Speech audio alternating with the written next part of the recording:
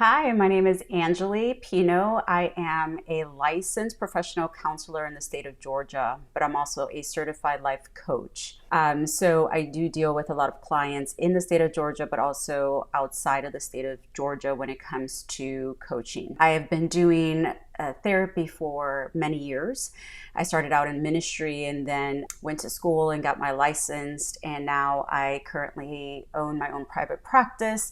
And so I really enjoy what I do when it comes to mental and emotional health. So today I wanted to talk to you a little bit about the law of choice. When I say law, it's not a universal law, but it helps us to understand how important our choices are and where they come from, and that we have free will to choose whatever we want, but that we also have free will to make the changes necessary to those choices that we are making. So I'm going to talk to you a little bit about the law of choice. Going back of how we kind of make our own choices, it's because we've already been preconditioned. We already have a conditioning, right? From the time that we were very young, very small children, all throughout our adolescence and into our adulthood. But usually a lot of things that have stuck with us and that we've repeated over and over and over again have been things that we've learned in our childhood, because that's usually where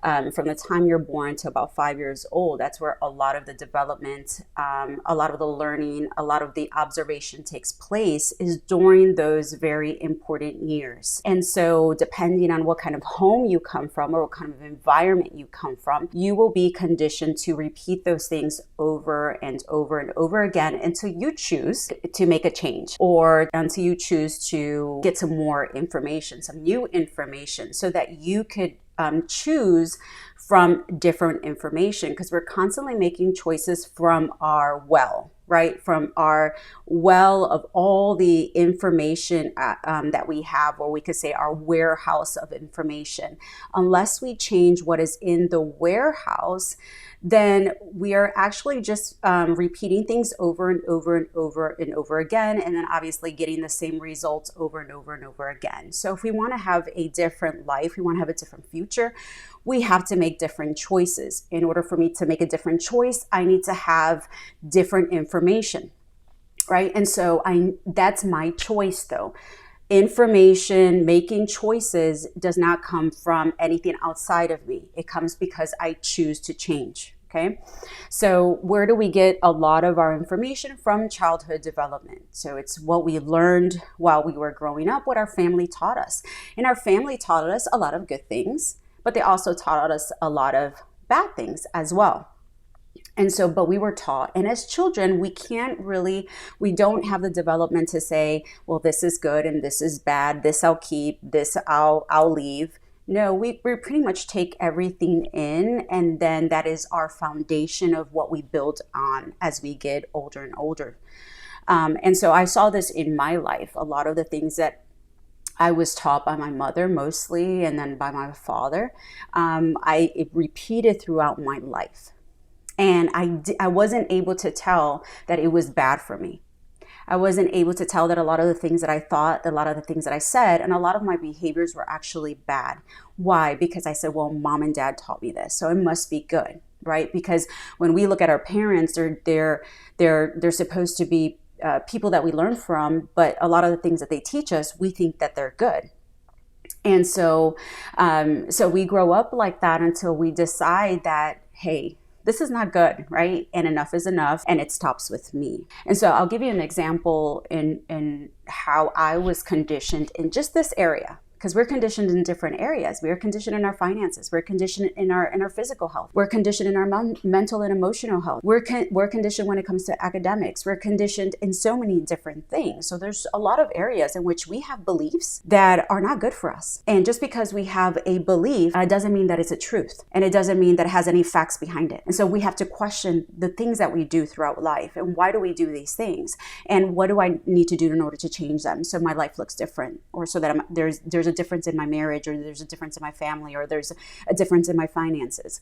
And so when I was growing up with my father was very, I guess we could say, like, verbally abusive and very hurtful with his words. And so when he would want us to hurry up and clean up our toys or put our toys away, he would say, well, if you don't hurry up and clean up your toys, I'm going to throw them in the trash. Okay, so I remember those words very clearly. And when you're a very young girl, 7, 8, 9 years old, and you have all your Barbies and all your toys, one of the last things you want to do is have someone throw them out, right? And so I would hurry up and clean and organize everything and get my chores done so that my dad would not throw my toys in the trash. Now, would he have ever? Knowing my dad, probably. But I remember thinking at that age, at a very young age, I'm never going to do that. Like, I judged him. I said, this is hurtful. Like, I'm never going to say these words. And lo and behold, when I get married and have my first son, and he's a young child, probably about 3 or 4, I caught myself saying those exact words as he was playing, and I guess I wanted him to hurry up and pick up his toys. I said, you better hurry up and pick up your toys. If not, I'm going to throw them in the trash.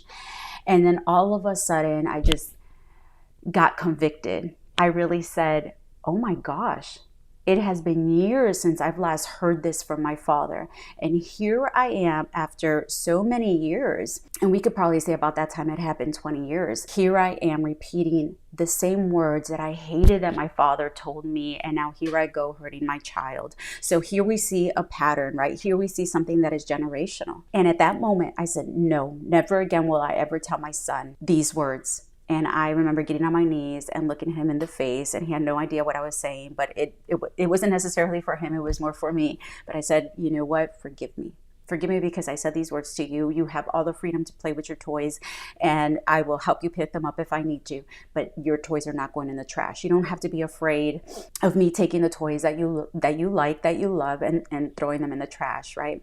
And so that brought conviction to me. And then I realized moving forward that I really need to work on my mental health, that I really needed to break down those fortresses, right? Those thoughts that have been with me for so many years. And out of those thoughts, I was making choices. I was making decisions. I was saying words. I was having behaviors, and therefore I was having consequences. So choices, what you have in your mind, it is so important. It is so important to know what is in your warehouse, your mental warehouse. We have to be aware of these things. And we can't just be automatic day by day, not even realizing what we're thinking, not even realizing what we're saying. And so we have to be very aware of our mental health, because we do live out of our thoughts. We are our thoughts, right? There's a verse in the Bible that says, what a man thinketh, so is he. We are our thoughts, and our thoughts have programs. There's programs that have been in place since our childhood development. And a lot of the abuse and the traumas, if they're still there and have not been confronted or worked on, we are making choices out of those traumas. We are making choices out of those hurts. And there is nothing beneficial that comes out of making choices and making decisions out of a trauma, right? Out of an abuse. And so we have to correct that. And so the thing here is that we have the free will to do it. I get to choose when I'm going to do it, and I decide how I'm going to do it. So it is very important that we do have, we get to choose out of the content that is in our consciousness. So everything that is there, we get to choose out of that. So we have to be very careful. Your thoughts always control your reality, right? So if you want to have a good life, you want to have a healthy life, you want to have a healthy family, then that comes out of the content that you already have. Right? And so if you say, well, the family that I have, the marriage that I have, the finances that I have, the health that I have isn't where I want it to be, then we have to put in new information. We have to gather more information, healthy information, good information, positive information, right? So that you could have a better future, right? So we could be wishful, and we could want all these great things, but if nothing changes here, you're not going to accomplish that. Right? And so you're not going to be able to reach that unless things in here change. You have complete freedom to think and be who you want to be. So you have the freedom. And that is one of, I think, the greatest gifts that we have in our lives comes from God, is the freedom to choose. But with that freedom to choose, to have free will, we get to choose good or bad. But not only ourselves, others as well. So oftentimes we want to blame other people, right? We want to project our issues onto other people and blame other people, and oftentimes blame God and say, well, if God is such a great God, right? If God is such a loving God, right? If he's so good, why is there so much bad? And the obvious answer to that is because we have free will, because we are bad. We make wrong choices. Why? Because of the information that we have. If we all had great information, good information, then this world will be a better place. But at the end of the day, we have free choice. We get to choose freely, and that is part of our humanity. That is part of what makes us human. But in that is that we will also make bad choices that are going to not only hurt ourselves, but hurt the people that we love or the people that surround us. So we can't, take it away from someone and I keep it. No, it's a gift that we all have. And there's a verse in the Bible that says, God has put before you good and evil, right? And so he says to you, choose good, but you also have evil to choose if you want. So he gives us that ability to choose whichever one we want. And guess what? We choose from the both. We eat from the both oftentimes, but there's consequences to both as well, right? And so, but we have the free will to choose whatever we want. Right. And so, but we have to understand with everything that we choose, there are consequences at the end of that, whether they're positive or whether they're negative. And so we have to be aware of that. But we do have free choice and we get to choose. And I think that's a very, it's a good gift that we have. And, but with that, there's, negative consequences as well. But we have that opportunity. You are who you are and where you are because you chose to be in that place. So for instance, if I'm here today and I've accomplished, I would say in my life, a lot of things, and I still have more to accomplish, it's because years prior, I made a choice. I made a choice to educate myself. I made a choice to go back to school. I made a choice to pay the sacrifice. I made the choice to sleep late. And I made the choices that I made to get me to this point. I didn't get to this point because I had wishful thinking. I didn't get to this point because I wanted to be a therapist and help others. No, I didn't. There was a thought that I had that led me to words, that led me to behaviors, right? That led me to consequences. And so I had a thought, and I kept thinking and thinking, good, right? So that I could actually come to the end of it. To be a licensed therapist, and if there's other therapists that would agree if they hear this video, that it takes a very long time to be a therapist, and it takes a lot of studying, and it takes passing tests and exams for the state, and it takes supervision, and it takes hours and hours of therapy in order for you to be fully licensed in the states that therapists operate in. So anyone who says, hey, I'm a fully licensed therapist, you understand, wow, this person did a lot and sacrificed a lot to get where they are. So we respect our profession because we know that it was a very high cost, not just to us, but our family, our children, and anybody else who's involved. So we respect our profession and we hold it dearly because we don't want to lose our license. We want to do the best that we can so that we can continue to help others that need mental health, right? Especially in this time that we're confronting where there is so much need for mental health. So I always tell my clients when we start out and I do a consultation, I do a free phone call with them and I say, hey, what are you looking for? What do you need? Right? And then when they tell me what they need, I say, well, this is who I am and this is what I offer. And then you can make a better choice to see if I'm a good fit for you, right? And so I always tell them that, but the number one thing about therapy is that therapy, we work with your soul, we work with your mind, your emotions, and your free will. So that's why I'm very passionate about choice and about free will, because it has a lot to do with how you live your life and how you feel. And so I tell them, but if you're going to start this journey with me, you gotta be dedicated. You gotta be committed. You gotta be open to change, because therapy is about changing. It's not just about talking about your problems and all this stuff that happened to you, which you do that, but there's more to that. There is more to reliving the past. It's about having a better future. And so with that, you have to be trained. You have to remove the old program and implement a new program, right? You can't move forward with a different life if you still have the old way of thinking, if you still have the old program. So for me, it's about, okay, we're going going to program your mind. But in order to do that, you have to be open to that. You have to be willing to do the change and the sacrifice. You have to be willing to, stop the thinking that are, stop that negative thinking or whatever it is that you need to do that is part of your treatment goals when you do therapy with, right? And it's being committed, right? It's being committed. It is not a walk in the park sometimes. It's more than that.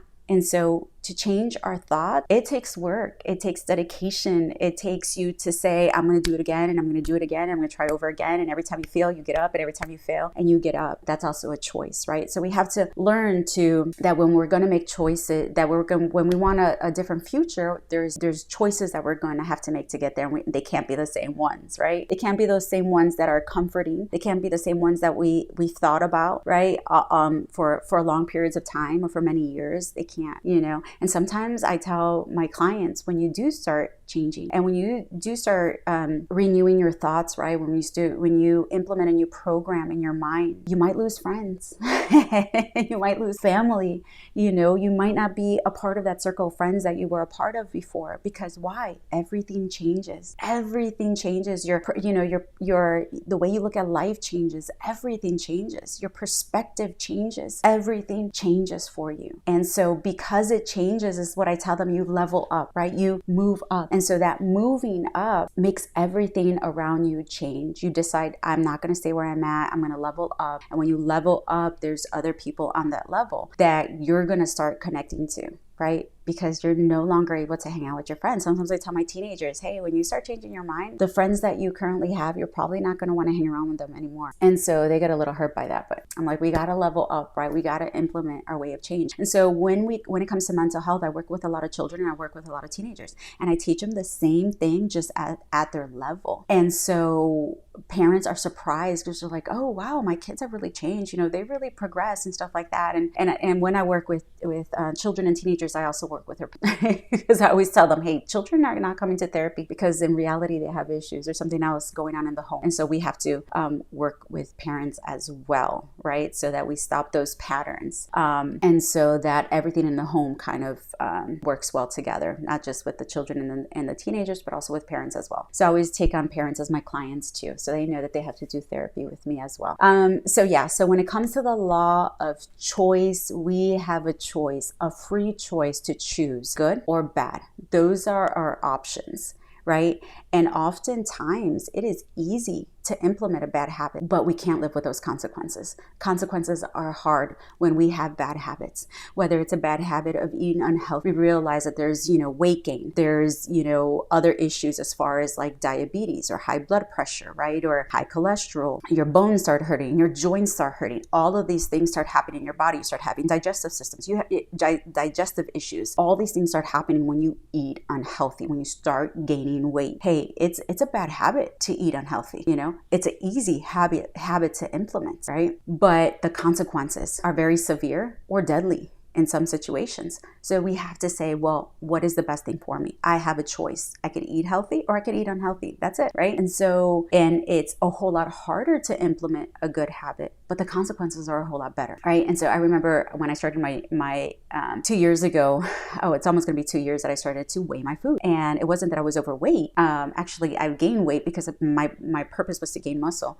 So I had to eat more, but I didn't want to just eat whatever. So I started weighing my food, tracking my food on an app. And guess what? It was very hard at the beginning to weigh all my food because I was just like, I want to just hurry up and eat it, right? Especially when you're hungry, just like eat whatever. But I was like, no, I need to be disciplined in this. And it's been almost 2 years and I weigh everything. At least Monday through Saturday, all of my food is weighed except for on Sunday. But I weigh my food. I have my weights. I track it every day. I know exactly what I've ate. I know how many calories. I know how many proteins, how much more I have left to go. Because if we have a goal of losing weight or building muscle, or whatever the case may be, we can't just put anything in our mouth, and right? And so there's a discipline that goes on behind that, right? But I'm, healthy and there's a purpose to that. But a lot of people don't want to pay that price, right? A lot of people don't want to have that kind of discipline. A lot of people don't want to have that kind of consistency. They want the results. They just don't want to pay the price, right? They don't want to do the work, but they want the result. That does not make sense. That's not how it works, right? We have the discipline, the consistency, we put in the work, and then we have the results. To build a muscle takes years. years and years and years. And a lot of people think that by watching social platforms with all of these people that are muscular, they go out to the gym and then realize that in a week, 2 weeks, in a month, you're not going to build those muscles that you see that these people have. Why? Because they've been doing it for years. They've dedicated a lot of their time and their finances, right, to building muscle specifically. So if that's not you, you're not going to build muscle like that. And so oftentimes when we have high expectations, but we're not willing to do the work. Or we think that it's going to come very easy. And when it doesn't, we get discouraged. We lose hope, right? And then we stop doing those things. And then we go back to being like, oh, it's easier just being overweight. It's easier not going to the gym. It is. Bad habits are easy to implement, but the consequences are very severe or oftentimes deadly. It's the good habits that are hard to implement, but the consequences are long-term, but they're beneficial for you. So we have to understand that. So before, I end this video, one of the things that I do want to say that is very important when it comes to choosing, right? I have a choice to choose. And oftentimes we will make those decisions from the warehouse we already have, right? And so if I have to make a choice, it's going to come from here. And, if you have mentors, if you have, people around you that are very wise, that's a great thing when you're having to make, especially difficult choices and stuff like that. But in reality, all of it comes from your mind, right? So if you're not educating yourself, if you're not putting new information, if you're not dealing with the things that you need to deal with mentally, if you're not correcting certain things, if it's too negative up there, then a lot of your choices are not going to be very great. You're going to not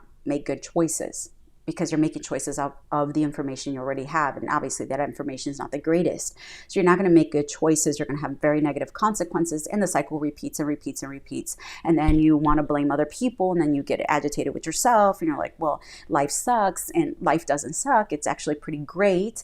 But the thing is that you have to make good choices. And so one of the things that I encourage a lot of people to do is, educate yourself when it comes to mental health. If you feel like you need a licensed therapist, then that's, something that a lot of people should have, or a mentor or a coach or someone that you could go to that could help you get out of where you're currently at.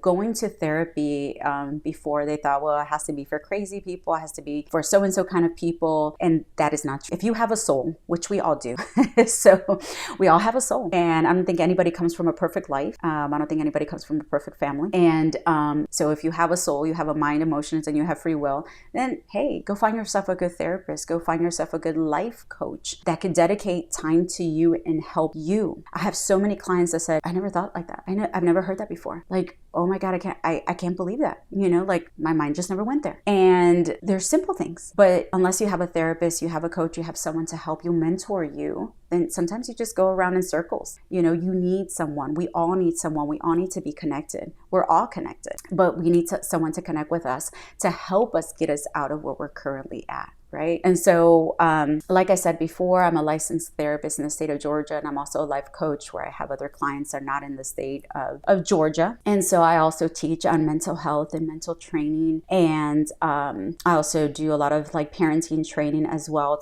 so that parents are able to connect with their children and teenagers. And I also, have teenage groups as well, where I have some girls where I teach them on anxiety and depression and self-esteem, and we talk about suicide ideation. We talk about a lot of things as a group, so that they know that there's other people that also are going through what they're going through, but also help them so that they could have better connections with their parents as well, right?